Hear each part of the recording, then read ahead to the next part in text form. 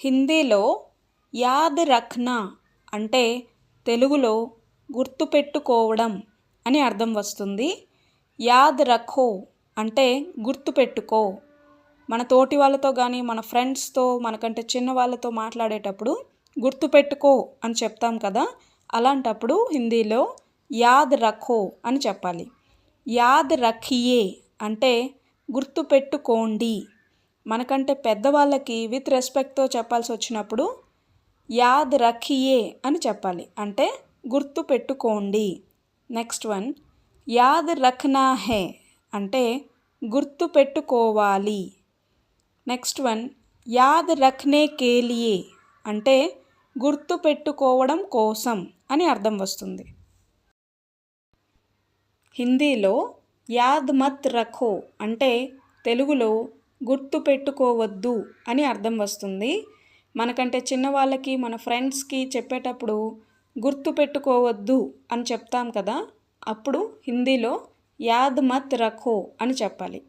మనకంటే పెద్దవాళ్ళకి విత్ రెస్పెక్ట్తో చెప్పాల్సి వచ్చినప్పుడు యాద్ మత్ రఖియే అని చెప్పాలి, అంటే గుర్తు పెట్టుకోకండి అని అర్థం వస్తుంది.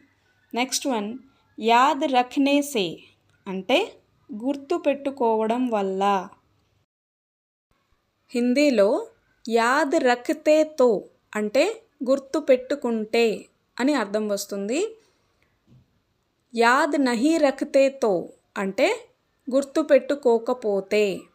యాద్ రఖ్ కర్ అంటే గుర్తు పెట్టుకొని. యాద్ హో తో అంటే గుర్తుంటే అని అర్థం వస్తుంది. ఇప్పుడు కొన్ని సెంటెన్సెస్ ఎగ్జాంపుల్స్ చూద్దాం. ఫస్ట్ వన్, కితనీ బార్ పढ़ने से भी యాద్ నహీ హో రహా హై అంటే ఎన్నిసార్లు చదివినా కూడా గుర్తుండటం లేదు అని అర్థం వస్తుంది. ఈ సెంటెన్స్లో కితనీ బార్ అంటే ఎన్నిసార్లు, పढ़ने से भी అంటే చదివినా కూడా, భీ అంటే ఇక్కడ కూడా అని అర్థం వస్తుంది. యాద్ నహీ హో రహా హై అంటే గుర్తుండటం లేదు అని అర్థం వస్తుంది. జల్దీ యాద్ హోనే కే లియే క్యా కర్నా హై దీని తెలుగు అర్థం మీరు కామెంట్ చేయండి. Thank you. Please like, share and subscribe.